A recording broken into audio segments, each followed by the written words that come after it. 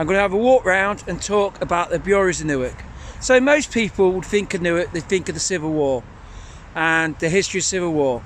Yes, there's a lot to that, but also there is a lot of history to do with the breweries in Newark and how they shape the modern culture of Newark. And we'll show you some examples and talk and have a walk and the rest of it, basically.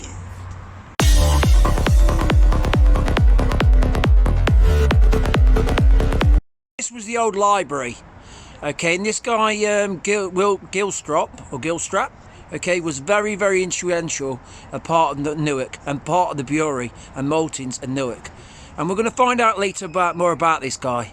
Okay guys, so I've read and done a little bit of research and been reading up, but I've got to be honest, I'm not an historian and I will try my best, and I have got dyslexia, so some of the things that I come out with, they may not be exactly what I've written down, but they'll be the best they can.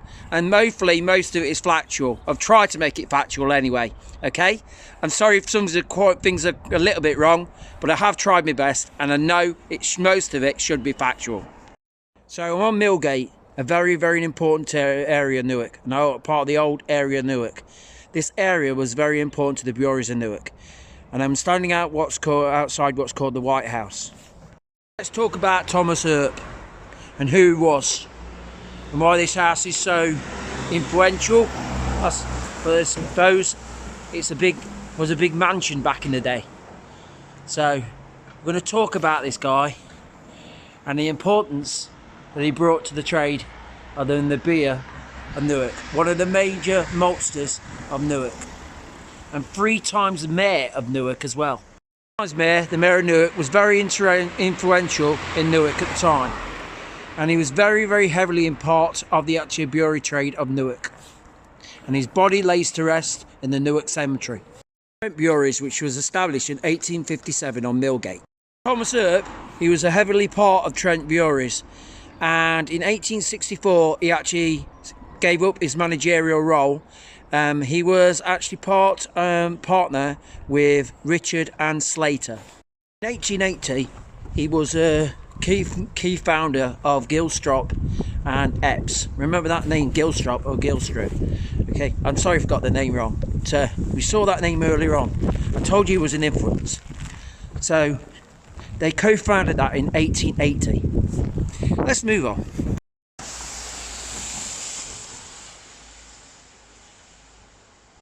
To Cooper's Yard. So apparently this is where the original brewery was, down this street. I've only read up about this, remember, so this is what I've heard anyway. So I don't know how far the brewery actually used to stretch out and how far it used to come down. A lot of this would make sense really, because if you've got Earp's building up the road and he was heavily part of it, a lot of that does make sense to me. So we'll walk a bit further. Come to the bottom of the road, and as we notice, the river's just there. So a lot of this does actually make a lot of sense, because you've got access to the river and access to anything they needed for resources for the brewery itself. So all of it still makes, and a lot of it makes sense.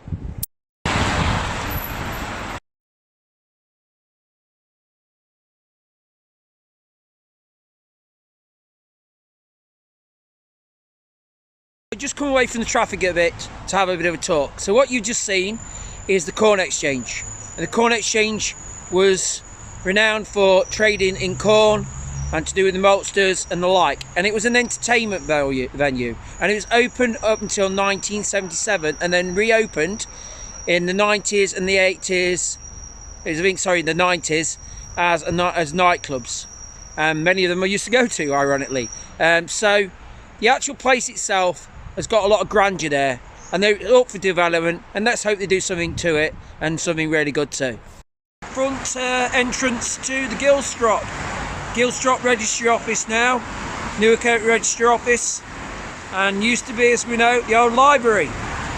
Across the front of the library, the old library, the Registry Office that is now, and we're going to head away down to the next step on the tour of the breweries in Newark.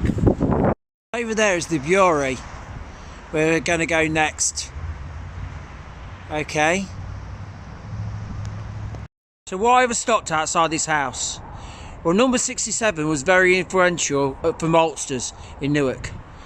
It was actually a place where the people, apparently, a lot of the workers that worked in the brewery and the maltsters were actually lived. And Gilstrop was involved with this as well, and a lot of other maltsters. The list is endless of maltsters. I did read a lot about them, but it's so long-winded. There's a lot of stuff to read. But yeah, take your time and read, why not? But there is a lot to read. And apparently, this building here, if I'll just show you. So number 67 was where a lot of maltsters lived. And as I say, Gilstrap and a lot of maltsters were involved with it, as I mentioned earlier on, this particular building. May not look much now, but it's still a listed building. And this particular area, car park, I believe was actually part of the rest of the building, which is obviously not remaining now. And in 1930 there was a major fire over this way, and a lot of buildings got actually destroyed, but it didn't cause as much major damage as we think. This was one of the major breweries in Newark, the largest brewery actually, the biggest one there was. Got to admit, this is quite a spectacular building even today. And its grandeur of the day must not have been understated. It's quite impressive. And they've been made into modernised flats now. So Hamley was a banker. And it's part of Hamley's Bank of Newark. And Sketchley had a knowledge of beer. And they decided to build this company, Hamley and Sketchley's. So that was the foundation of this particular maltsters, this particular brewery of maltsters. And we can see examples of the buildings and the scale of what this actually did. So this was a major part of the town. And the beer trade for Newark brought a lot of trade into the town. As I say, this cannot be understated. At one point, even Catherine the Great, which we've obviously seen on the BBC TV show, Catherine the Great, I was partial to a lot of beer from round here. In fact, she liked a stout. She liked stout, and a lot of stout was actually shipped from the UK, from Nottinghamshire, from our breweries, all the way out to the Baltic. And the Baltic was a considerable amount of our trade at that particular time. So, even the Catherine the Great liked a bit of stout from Newark. It must have took them months to actually ship all that stuff out to Russia. And to a certain person like that, with precedence, the beer and the actual stout must have been good. So in 1856, Richard Warwick actually purchased the Hamley's Brewery. So this particular brewery became Warwick's and Richardson's. So at the time, the actual brewery was run down. It was in disarray. So he decided that he could see potential in this particular brewery. So what he decided to do was obviously purchase it. And with its rail links, you could probably see why. This particular brewery had heavily links to the Midland Main Line and the Great Northern Railway. Now they were significant railways back then. And so this particular town had its heart in the railway system and the Industrial Revolution as well. It was a major influence on a lot of towns out there regarding breweries, regarding beer. Newark was a place to be at that particular time. Warwick and his oldest son continued trading on this particular site up until 1872. In 1877, Warwick Sr. died, leaving his son to earn heir, obviously, as a partner this particular brewery. Now, after that particular event, things started to move on from there. So obviously it's not rocket science to see that his sons obviously took over the mantra. So in 1888, they decided to call it Warwick and Richardson's. In 1890, they took over the Trent Brewery on Millgate, so we've come full circle. And that was part of Warwick and Richardson's Brewery in the end. So that was amalgamated into the business. So the two breweries became one. And one massive, great big brewery obviously occurred. And from then on, it became Warwick and Richardson's Limited. And that was the name it stuck for years and years and years. That particular brewery was part of Newark and also had subsidiaries in other towns. It was a massive venture. Now, we know this is part of the maltsters, and that being part of the brewery. And we know all this area back here, apparently, the whole area all the way back was all part of the actual brewery itself. So the whole of this land was all encapsulated by the brewery. And it was stretched all the way back as well. Somewhere around here, when we can go always trace back to where we said the maltsters, the maltsters were over there, that's where they lived, all the way back there. And the fire must have been somewhere around here, because this is where I think it was all documented about all this area. I did say at one point it might be at the back of that particular, the back of the maltsters, where the maltsters lived, but actually I think I've probably got that wrong. I think it was around here, or around this area. I'm not sure about that, I'm sorry, but I knew there was a fire in 1930 and it did make the advertiser, so I'm sure there's something to look up there. So one thing you are going to find about the brickwork in this particular, the particular breweries and the maltsters,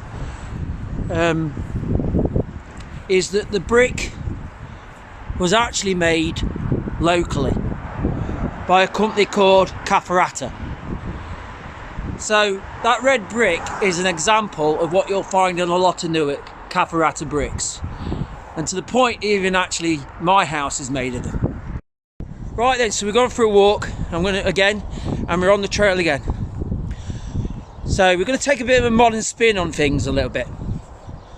So where I'm going now is to do with a company called British Dye Malt, and they were actually running quite well not so long back. Okay, I don't know if it was the 80s or something like that. It was pretty recently that they were actually open. So there isn't much to see now.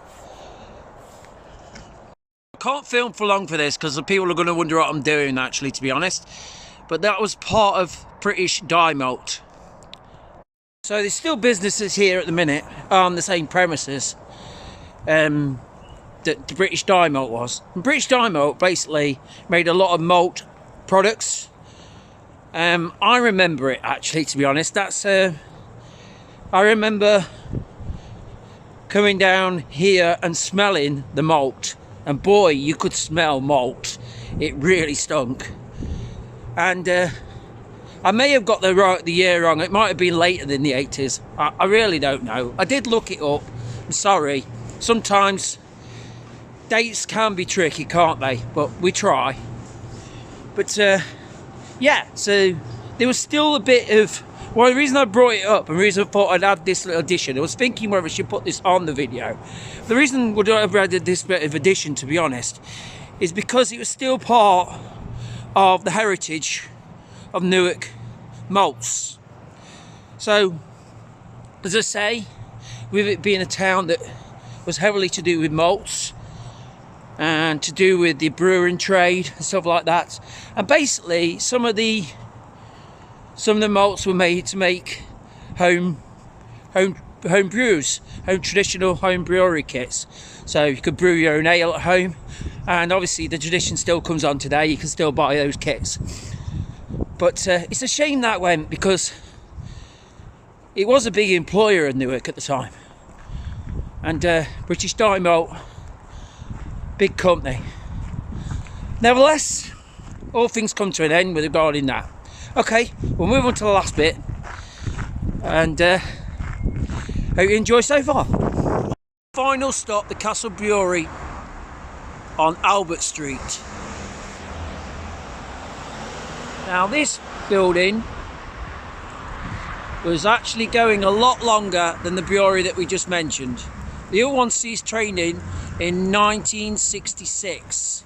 This didn't cease trading until 1982.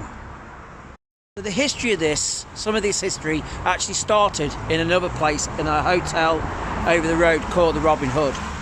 And James Holes decided to take on this place. Please forgive me if I got the name wrong. I'm trying my best with it. I think it was Kapar and Hankey that owned it first.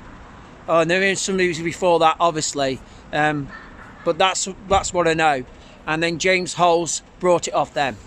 So James Holes brought the brewery in 1885, and in 1890 he rebuilt it again. So the brewery employed a lot of people to the town, and unfortunately I never got to see it. The situation, it would have been around during my age. So unfortunately I wasn't old enough to have a drink of the local beers there. But apparently there was beers such as Holes AK and other beer brews that were quite local and also very famous. And part of the brewery had its hearts and also in Nottingham and other places like that with Shipstone's Brewery. It was a very well established brewery.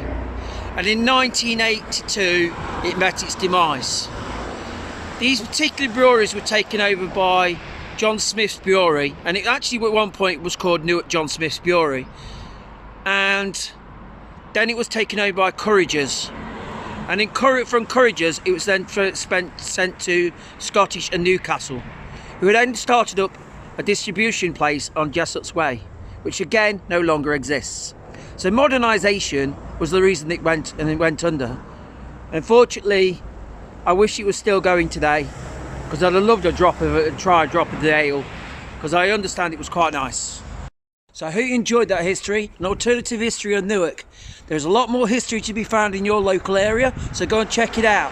During lockdown is the best time to do it. Gonna walk around and have a see what's about. I say the breweries in Newark, they need to be supported, so please support your local breweries. If you can't go to the pubs and buy and get ale, why not get an ale from your local supermarket? End of the day, you're supporting them. Not just the ales in this country, the ales out throughout the world, or the breweries throughout the world, should I say. Please support the breweries and the pubs. Go to the pubs as soon as they start opening again. They'll need your business, and we don't want to lose them, do we? So, as I say, the good news about it is that, although I said this is an end of an era about the breweries or the pubs, the breweries that have been in the past, it's not the end of the actual story. Because in this area, as I mentioned, I'm on Warwick Street where I used to live, and there's a brewery actually down here as well. Okay, so the good news is there's still local breweries to be there. There's a lot of local breweries that are around this area, and I can't wait to try some of their ales soon. So thank you for watching New Camping Man, and please ring the bell to get more notifications from me. Please click that bell. Thank you.